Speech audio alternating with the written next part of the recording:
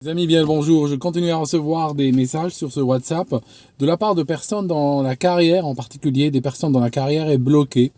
Des gens qui disent que ils se donnent à fond, travaillent beaucoup, ont de bons résultats, et puis finalement des personnes arrivent derrière et puis vont prendre les promotions. Pourquoi? Alors je vous raconte. J'ai posé des questions, certaines questions d'orientation à ces personnes, et j'ai vu un schéma assez répétitif. Je vais vous en parler aujourd'hui. Faites gaffe si vous vous identifiez à ce comportement-là. Je vous raconte, parce que une bonne partie de ce que je vous dis là, je l'ai appris à la dure de dur. Ça signifie j'ai morflé, j'ai pris des baffes. Et une fois que j'ai pris des baffes, eh bien il y a quelque chose de positif que j'ai voulu en tirer, c'est que vous ne prenez pas vous aussi ces baffes-là. C'est ce qui me fait plaisir, c'est de savoir que je peux éviter cela à d'autres. Je vous raconte un exemple durant une partie de ma carrière, comment j'étais. Alors, je vous explique. J'étais le gars qui, par exemple, je vois un collègue au téléphone en train de paniquer parce qu'il y a un client qui est en train de lui donner du sale temps, hein, un client extrêmement fâché, quelque chose, une situation très, très tendue. Je lui faisais des signes, je mettais un papier sous son nez, et puis, si nécessaire, je lui disais, donne-moi le téléphone. Je lui prenais le téléphone, je parlais avec le client, je restaurais la confiance, je calmais la situation, et par la suite, je lui redonnais le téléphone, et il avait le sourire. Parfois, ça m'est arrivé de trouver quelqu'un en train de pleurer dans la cuisine. Je le prends par le bras, je l'emmène dans un bureau fermé, je discute avec lui, je l'aide comme je peux, et puis il revient au bureau, il revient avec les autres, avec le sourire. Ça m'est arrivé des fois d'avoir un client qui m'appelle, une situation extrêmement grave, il panique. Je règle le problème comme ceci parce que je travaillais beaucoup sur mon savoir. Je connaissais les produits, je connaissais, quand je travaillais dans une boîte, je connaissais suffisamment nos produits pour que je puisse, droit dans les yeux, dans un meeting, regarder un client et lui dire, il n'y a rien que je ne connais pas sur votre solution. À ce point. Et les gens avaient confiance, et avec cette confiance-là, je les aidais. Je les aidais rapidement, je les aidais efficacement. Je n'osais pas traîner les projets, traîner les problèmes, créer du foin. Rapide, direct. On règle le problème. Ça m'est arrivé une fois, j'avais trouvé mon N+2.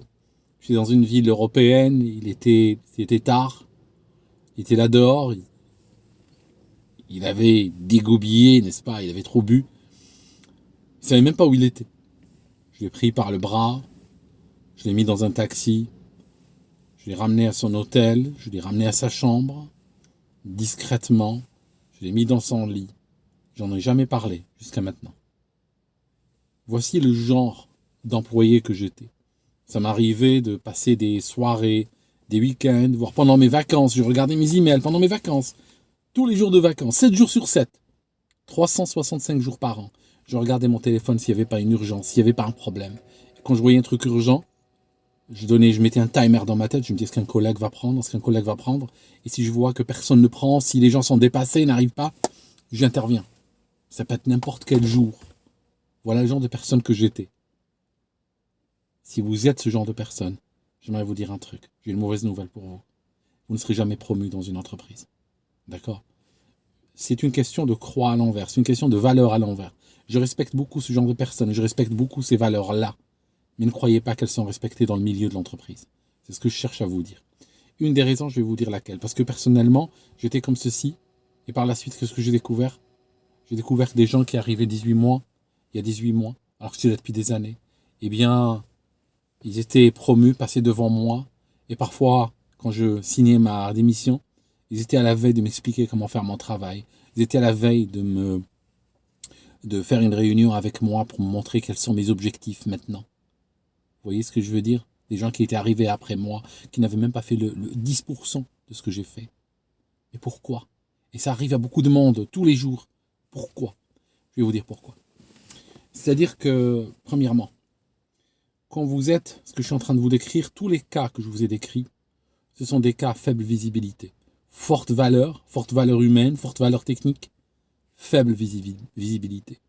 Ça signifie quand vous atteignez un certain niveau, je vais vous Je vais vous donner un exemple pour vous montrer quel genre de valeur je parle. Cette valeur d'aider sans discrètement, efficacement, sans vouloir se mettre sous le feu de la rampe. Des milliers de gens m'ont contacté. Et j'ai répondu à des milliers de gens. Et beaucoup de gens ont été aidés discrètement et efficacement. Sans faire briller, sans faire de vidéos sur le sujet, rien du tout. Juste discrètement et efficacement. Tu arrives à faire ça dans une compagnie quand tu deviens très bon à ce que tu fais. Très bon dans ton jeu. Tu connais très bien les produits, tu connais très bien les humains. Et tu arrives à devenir cette force silencieuse, discrète et efficace. Je te donne un exemple. Perso. De ma famille. Pour te dire, parce que là on va rejoindre la vidéo dont je t'ai parlé avant, quand je t'ai dit fais gaffe, quand tu as des parents honnêtes, des parents qui ont des valeurs, ils vont t'enseigner un certain nombre de valeurs qui n'ont malheureusement pas tout le temps cours dans le milieu de l'entreprise, où règne la malhonnêteté, règne l'imposture, où c'est le plus pervers qui avance, parce qu'on est quand on est dans une entreprise, encore une fois, c'est pas un milieu familial, on n'est pas, et les gens qui sont autour de nous, c'est pas notre famille, c'est pas nos amis. D'accord? C'est très important de comprendre cela. Les gens, comment je vois les gens qui sont mes collègues au travail, je les vois comme j'ai souvent vu des gens que j'ai rencontrés dans un train, que j'ai rencontrés dans la salle d'attente du dentiste, que j'ai rencontrés en garde à vue. Je veux dire, des gens nés là, hein, il y a la vie, à un moment donné, on se croise, et puis on discute. C'est tout. Et un jour, cette situation qui nous a réunis ne sera plus là. Et on va probablement s'oublier, on va probablement ne plus jamais se rappeler de nos prénoms ou de nos visages.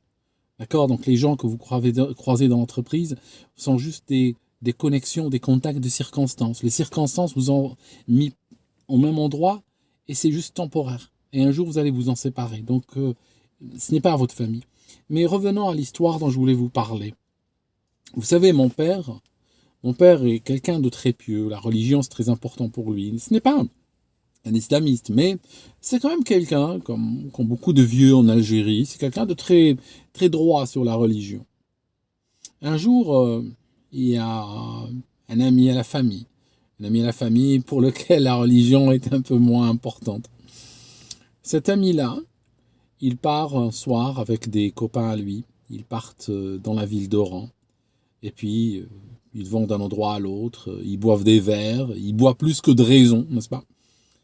Et à un moment donné, ces copains-là l'abandonnent. Ils partent et ils le laissent. Il est 3 heures du matin, il est dans la ville d'Oran, il ne trouve pas de transport, il n'y a personne, il fait nuit, il a peur, il s'inquiète. Et qu'est-ce qu'il fait? Il va dans un endroit où il se planque un petit peu parce qu'il a peur de l'agression ou bien se faire rafler par la police. Hein, pour état d'ébriété, ébriété sur la voie publique, il passe la nuit. Donc, il téléphone à qui, à votre avis? Sur tous les contacts qu'il avait, il appelle qui à 3 heures du matin? Il appelle quelqu'un qui, en apparence, était complètement à l'opposé de ses valeurs. Il l'appelle. Il appelle mon père, 3 heures du matin. Mon père décroche et l'autre lui dit « Écoute, je suis dans la galère, je suis en ville, lui dans l'endroit où il est, je suis bourré, j'ai personne, je t'appelle toi au secours. » Mon père lui dit « Reste où tu es. » Il connaît la ville d'Oran par cœur. Il dit « T'es où? » « Ok, je vois où c'est. Reste là, j'arrive. » Il se réveille dans la nuit, donc, comme je disais. Il part le chercher. Il l'embarque dans la voiture. Il le ramène chez lui. Il revient à la maison et il s'endort. Le lendemain, il le croise dans la rue. Il ne lui parle pas de cette histoire. Il n'en a jamais parlé. Il n'en a jamais parlé à personne. Comment je la sais? Parce que 5 ans plus tard, j'étais avec cet ami-là. C'est un week-end, on est en train de manger ensemble. Il me dit, tu sais, je vais te raconter une histoire au sujet de ton père. Et il m'a sorti de là. Il m'a pas adressé la parole tout le long de la route. Il m'a rien dit. Il m'a ramené à la maison. Et il l'a plus jamais évoqué. D'accord? Quand je vous dis que souvent, quand vous avez ce genre d'exemple à la maison, quand vous avez autour de vous des gens qui ont ce niveau de valeur, des gens qui veulent aider discrètement et dans le silence, dans le milieu de l'entreprise, vous êtes foutus. C'est fini, vous êtes foutus en réalité. C'est-à-dire, Ce qui marche dans l'entreprise, c'est la visibilité. Quand vous travaillez discrètement et efficacement, vous êtes invisible. Vous n'existez pas. On ne voit pas en haut, en nos lieux, on ne voit pas ce que vous faites. Alors qu'il y a des gens qui sont très bons à arriver dans les compagnies et faire du foin, faire parler d'eux. Je vous donne un exemple. Une fois, il y avait un client qui avait un méga problème. Il m'appelle. Ouais, ok, d'accord. Je sais. Je les ai arrêtés des fois, même pendant qu'il parlait. Je sais de quoi il s'agit. Vous n'avez pas besoin de m'expliquer plus. Je vais vous aider. On va régler ce problème. 10 minutes plus tard, le problème était réglé. Le client était revenu à ses histoires et moi aux miennes. Je peux prendre un collègue maintenant qui fait de la visibilité. Lui, il entend la même histoire, il est incapable de la comprendre. Il va en faire du foin, il va l'escalader, il va écrire à beaucoup de monde, il va mettre du monde en CC. Le problème va traîner pendant 1 jour, puis 2 jours, puis 3. Et on mettra 1 semaine à trouver quelqu'un qui le règle. Et en général, c'est celui qui le fait discrètement et efficacement. Et après, le problème se règle. Mais après, il va dire quoi? Oh, c'était tellement compliqué, que j'ai mis 1 semaine à le régler. D'accord? Ah oui, lui, il travaille. Alors que moi, 10 minutes, c'est rien du tout, celui-là. Celui-là, il travaille pas. On voit pas ce qu'il fait. D'accord?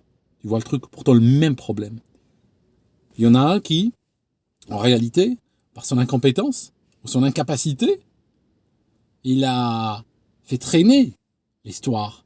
Il a fait dépenser beaucoup de ressources à la compagnie. Sauf que ça a de la visibilité, tout ça. Ça monte très haut. On entend parler en non-lieu que lui, il bosse, il fait les choses. Alors que toi, quand tu es efficace et discret, t'es mort sur place. D'accord? C'est ça qu'il faut voir. Si tu n'as pas de visibilité, tu n'as rien du tout.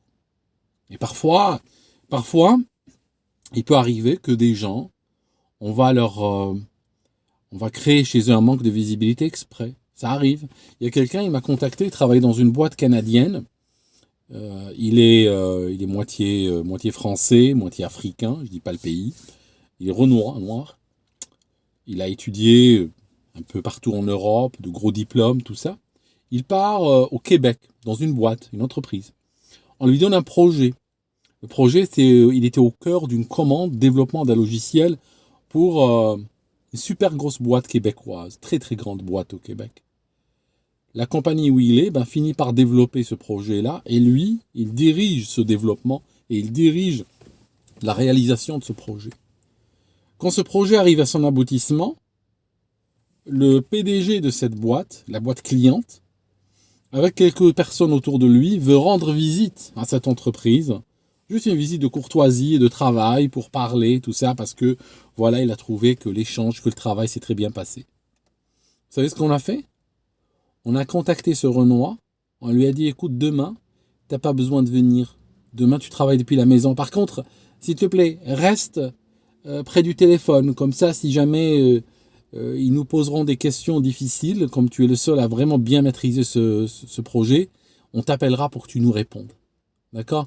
On a dit aussi à un autre Renoir qui était là, mais qui n'était pas nécessairement impliqué dans ce projet. On a dit, toi aussi, travaille depuis la maison demain, mais toi, tu n'as pas besoin de rester devant le téléphone. Ok? Donc, des fois, c'est vrai que le risque, il faut faire gaffe à ça. Fais gaffe dans la compagnie à ceux qui veulent t'invisibiliser. Des gens qui veulent, ça peut être des fois un N+1, ça peut être des collègues, ça peut être des personnes qui ont peur que tu évolues, qui vont tout faire pour rendre ton travail invisible. Ils t'étouffer sur place. Comme ça, on n'entend pas parler de toi et ton influence, parce que ce qui fait évoluer dans une compagnie, c'est la visibilité et l'influence. L'un marche avec l'autre. Si tu n'as pas de visie, tu n'as pas d'influence, si tu n'as pas ces deux choses, tu vas nulle part. Tu crèves là où tu es, et quand tu seras trop dégoûté, trop fatigué, parce que tu auras beaucoup donné, tu partiras, tu iras ailleurs. Et aussi un truc important, pourquoi ce genre de profil aussi n'évolue pas, parce que je te raconte. Pendant que tu es en train de travailler efficacement et invisiblement, tu n'es pas dans les barbecues, tu n'es pas dans les restaurants, tu n'es pas dans les parties, tu n'es pas dans les conversations WhatsApp, tu n'es pas dans les petits papiers. Or, c'est là où se donne, très souvent, se donnent les promotions. Ça m'est arrivé d'apprendre, de voir par exemple un poste que j'aurais voulu, alors que j'étais là depuis des années, qui aurait correspondu vraiment à une évolution naturelle. Quand le post était publié, je montre de l'intérêt, on me dit ah non mais il a été déjà donné il y a plusieurs semaines, là il a été publié juste comme ça, hein, juste pour faire régulier, c'est tout. D'accord? Ils vont créer par la suite ces faux entretiens d'embauche où des gens vont arriver des fois de loin, prenant des jours de vacances là où ils sont, veulent changer d'entreprise, ou des fois ils doivent trouver des solutions pour les enfants, des fois ils doivent payer cher pour venir là. Et finalement, on est en train de se moquer d'eux. Il n'y a pas de travail en réalité. Le poste a déjà été donné sur WhatsApp et sur Facebook. Et pendant que tu es en train de faire le travail, tu ne fais pas partie de ces groupes-là. D'accord? Tu n'as pas le temps de faire de la politique. Tu n'as pas le temps de faire ami-ami avec ceux qui décident et ceux qui distribuent ce genre de choses. Voilà. Merci mes amis. C'est une triste réalité. D'accord? C'est une triste réalité. Je suis contacté aujourd'hui sur le téléphone que je vous ai donné. Je suis contacté, franchement, du gardien jusqu'au PDG. D'accord? J'ai des VP, des directeurs, des managers, et plein de monde qui me contactent.